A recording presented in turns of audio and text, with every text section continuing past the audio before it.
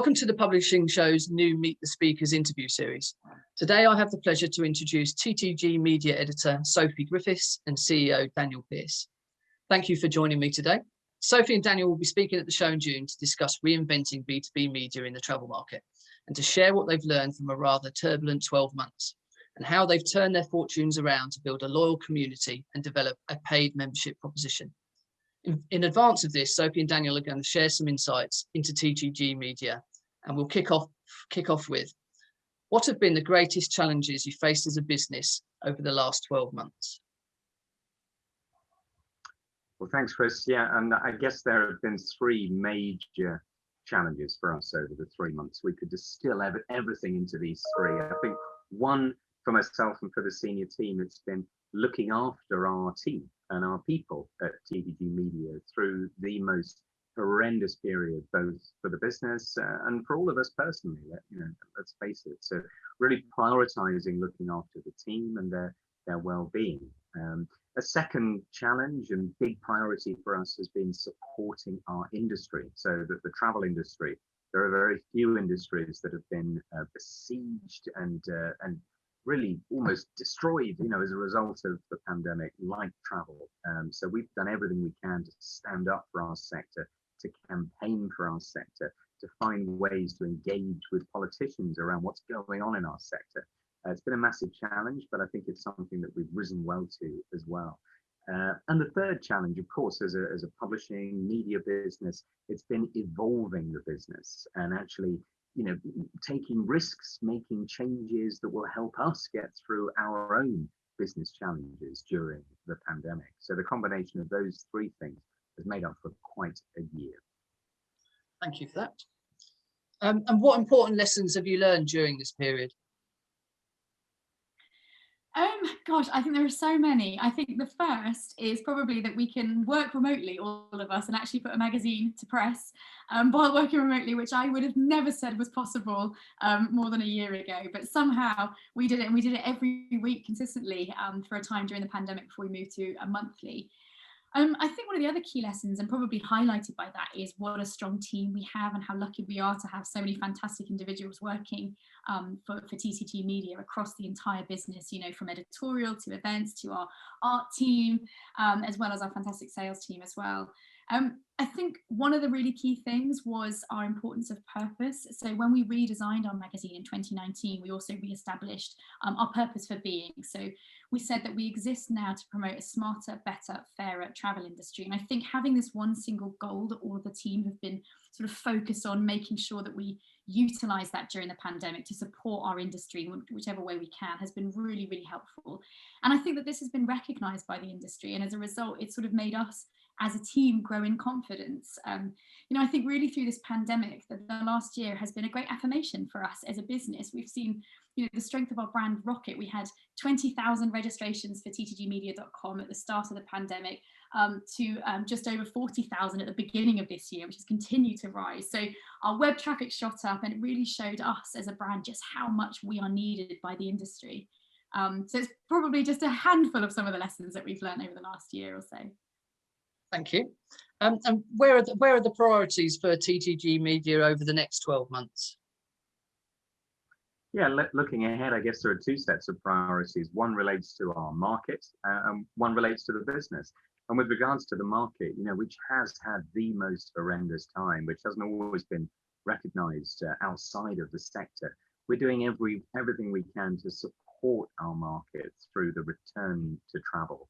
We're kind of on the cusp of that at the moment, with travel starting to open up, this June, and the traffic light system giving rise to more travel. The first cruises taking place off the UK at the moment. In everywhere we can, we're supporting the industry, partly through a set of tools that we put out now through TTG Plus, our membership scheme, which includes things like a suppliers directory, which helps our market map who is who within the industry now, as well as a lot of online events that we're running, featuring often politicians and MPs. And I know we've got one coming up soon with the chair of the Transport Select Committee at the end of this month, at the end of June, beginning of July. So there's those priorities, with regards to supporting the market. And of course, the second priority is supporting our team internally as they come back, actually growing the team. I'm delighted that we've made 3 new appointments to the business in the past month, and they're actually joining us right now in marketing, in commercial, and in editorial.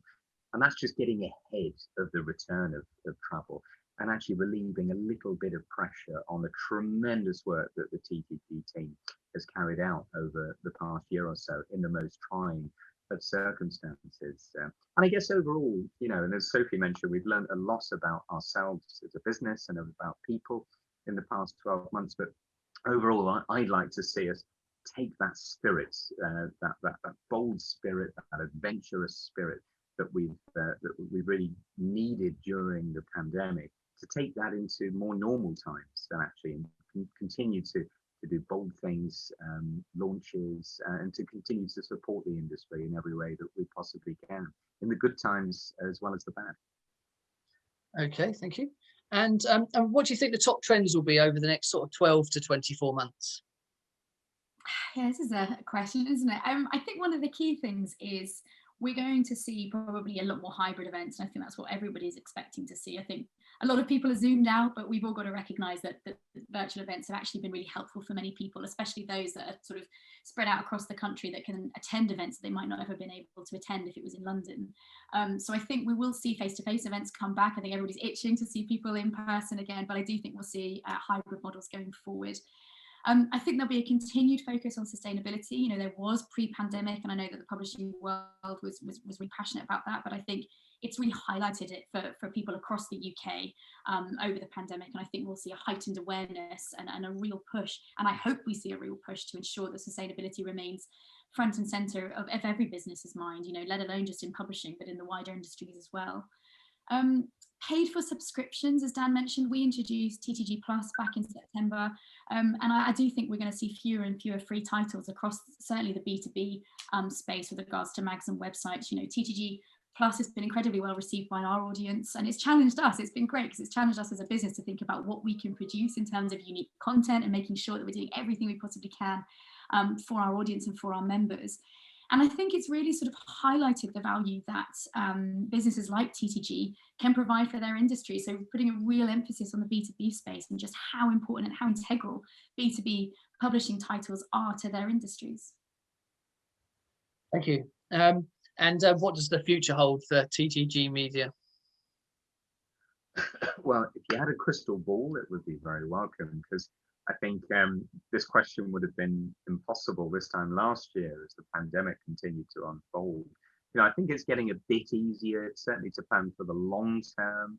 I think there's a couple of things I'd just say about TTG. One is we have taken our magazine from weekly to monthly, which we did after 67 years of publishing as a weekly. But I think we've seen with some markets, that's kind of the thin end of the wedge, and perhaps the death of print. And this is not the death of print for TTG. We passionately believe in print publishing. We invested in our New Look monthly magazine, and it's had a fantastic response from our market.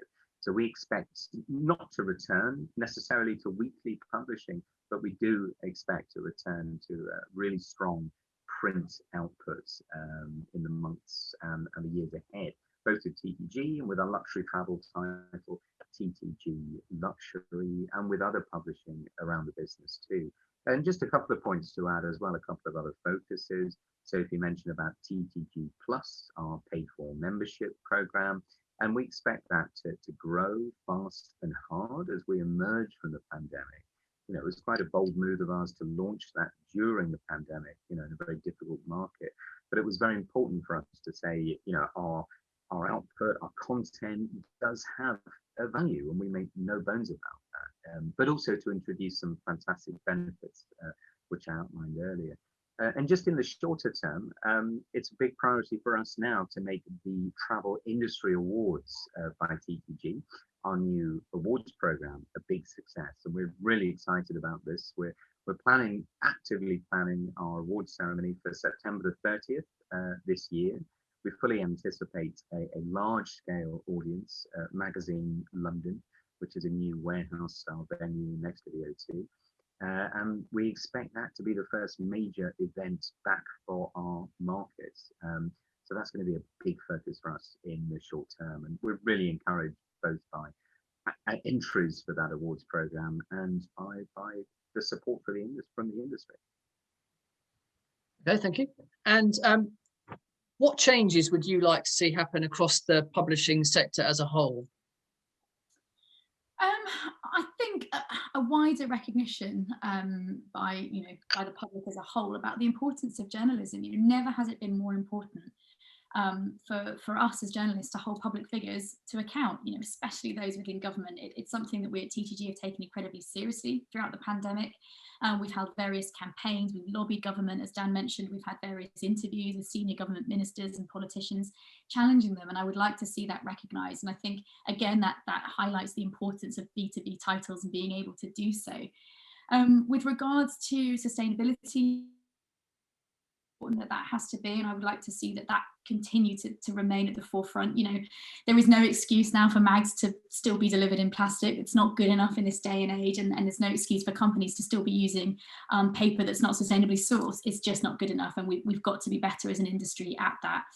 And I think more recognition really for the work that independent publishing companies are doing. I'm so proud to work for TTG. I'm so proud of everything that we've achieved, but I know that we're not alone.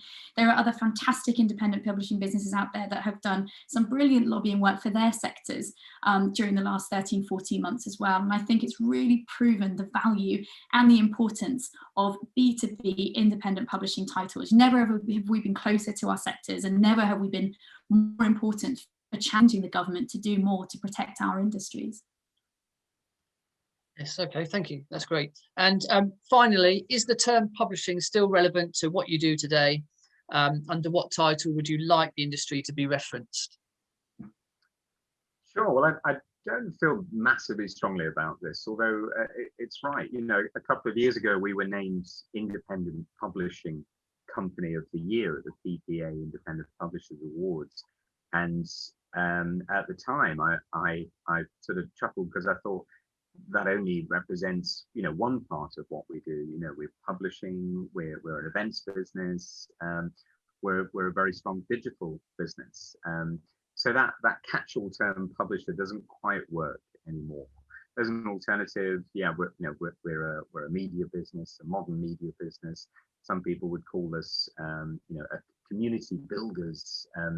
Some people, would call us, more of an events business than we are a publisher. But it's really how it all fits together that's important. So if you're looking for one term from me, I'll say multi-platform, modern B2B media business. Award-winning multi-platform, modern. That's a tongue twister. Thank you very much. Okay, that's great. Thank you for that. And thank you, Sophie and Daniel, for joining us today. That was really insightful, and I'm very much looking forward to attending your live in-person session at the show. You can see Sophie and Daniel in person at the Future Media Summit on Tuesday, the 22nd of June at 10:05. Simply register for a 1 or 2 day delegate pass using the link below. Thank you, Sophie. Thank you, Daniel. Have a good day. Thank you. Thank you. Thank you for that. That's great. All right. Yeah. Good. We'll see how that sort of transforms into anything we can use. I'm kind of glad. I'm a behind the scenes. I'm behind the scenes, so this is a sort of it's not my comfort zone. But that was really, really interesting. What all the sort of bits all the things you've done and had to do over the last sort of 12 plus months.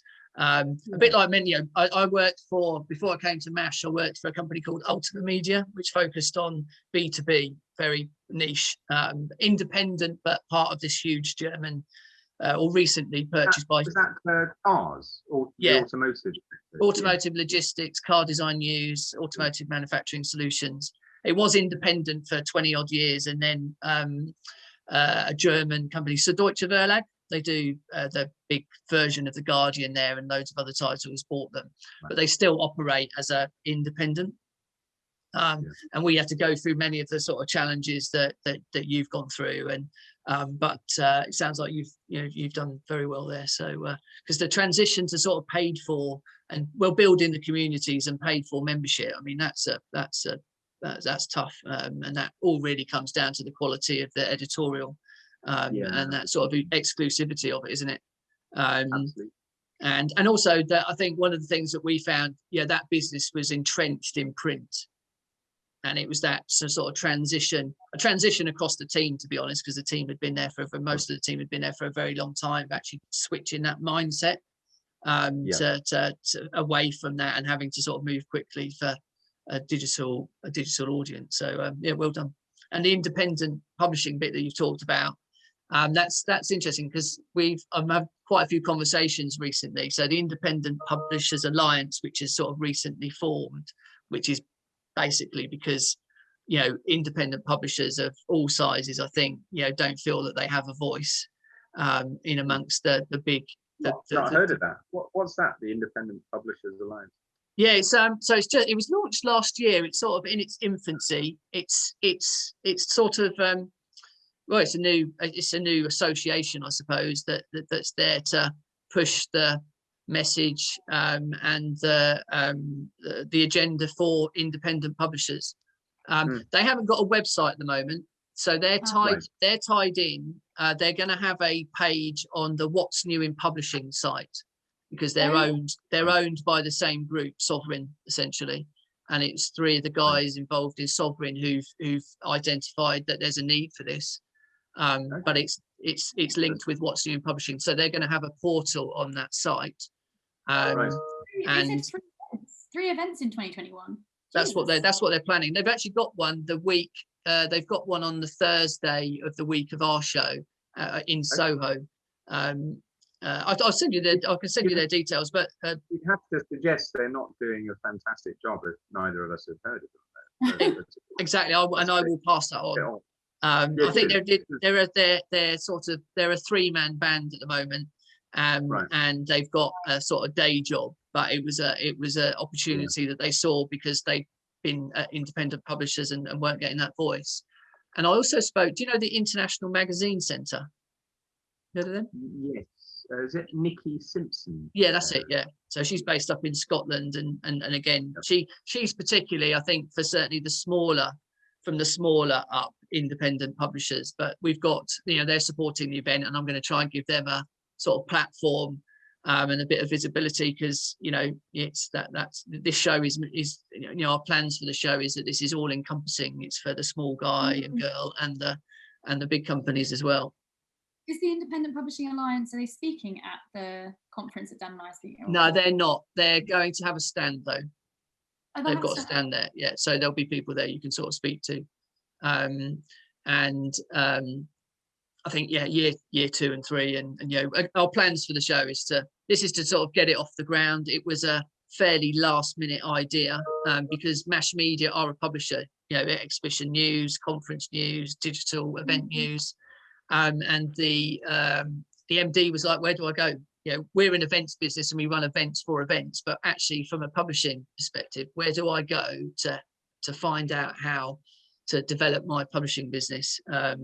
Best practice, what are other people doing, technology, all of those things. So it sort of came out of a personal need, but then with sort of conversations and the building of a steering committee or advisory board, sort of helped to establish that. One of the things that I'm going to ask all the sort of speakers I speak to directly is for you to sort of push it to your networks, but also obviously your employees to attend.